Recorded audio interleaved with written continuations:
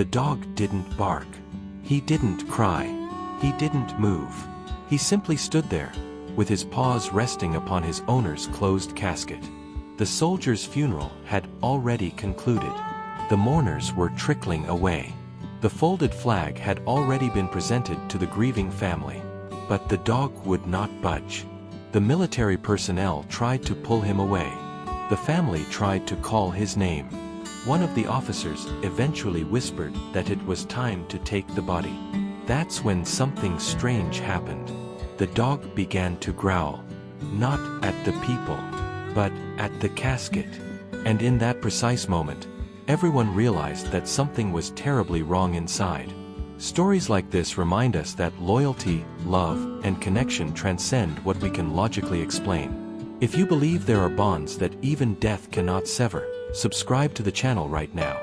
Here, we tell stories that touch the soul and make you see life through a different lens. Stay until the end, because what happened in that cemetery changed the lives of everyone present, and it might just change yours too. Now, prepare yourself. Because this isn't just a story about a soldier. It's a story about faithfulness, instinct, and an unexpected miracle. Sergeant Daniel Hayes returned home inside a casket draped in the American flag. He was only 32 years old.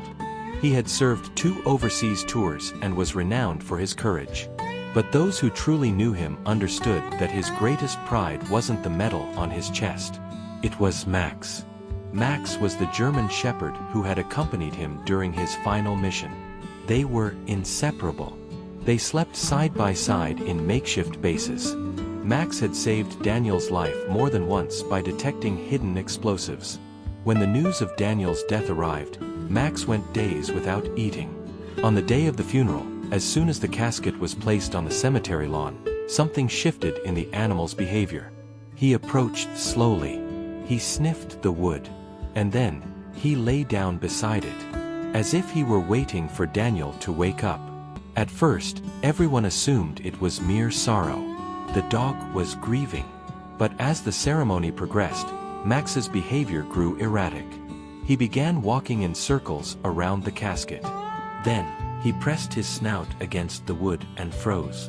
His ears were pricked. His body was tense. When one of the soldiers tried to move him to continue the protocol, Max growled. It wasn't an aggressive growl. It was a warning. The soldiers exchanged glances. They recognized that posture. It was the same one Max assumed when he detected danger in the field. But that was impossible. Daniel was dead. The casket was sealed. There was no danger at all. Or was there? Daniel's mother was weeping when she noticed something no one else had caught. Max wasn't sad. He was alert. She walked up to the commanding officer in charge of the ceremony and said something that sounded absurd. I think you should open the casket. The officer was stunned. That went against every military protocol. The body had been prepared, sealed, and authorized for burial. But then, Max began to claw at the lid. It wasn't desperation. It was persistence. Silence fell over the cemetery. The hushed conversations ceased. The commander looked at the other soldiers. Something inside him whispered that this animal wasn't acting at random. After a few seconds that felt like an eternity, he made a decision no one expected. Open the casket. And in that moment, no one was prepared for what would happen next. 2 soldiers approached slowly. The sound of the screws being removed echoed like thunder in the graveyard silence. Daniel's mother held her breath. Max remained motionless, his eyes fixed on the lid. When the casket was finally pried open, a murmur rippled through the crowd. Daniel was there, motionless, pale, in full uniform. But something caught the eye of one of the servicemen. He leaned in closer. Wait. An even deeper silence followed. He placed his hand near Daniel's face. And then, his eyes widened. I felt something. Another soldier rushed over. He touched the sergeant's neck. And in that instant, the impossible happened. A pulse. Faint, but real. The cemetery erupted into chaos. Someone screamed for an ambulance.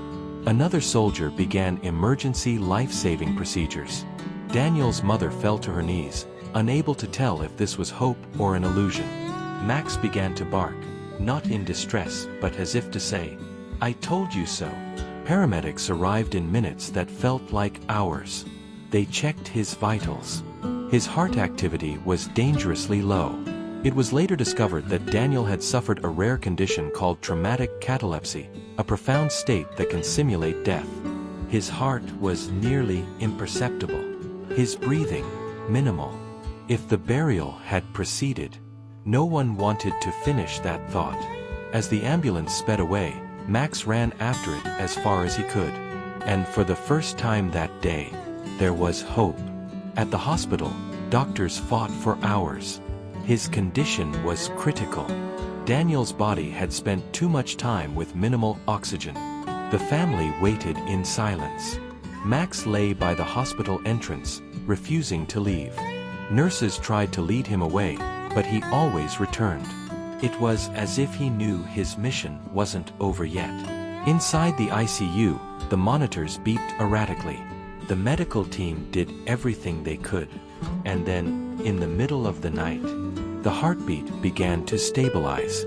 Small signs of neurological response emerged.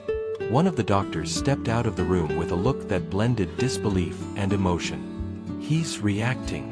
Daniel's mother pressed her hand to her chest and wept like she never had before.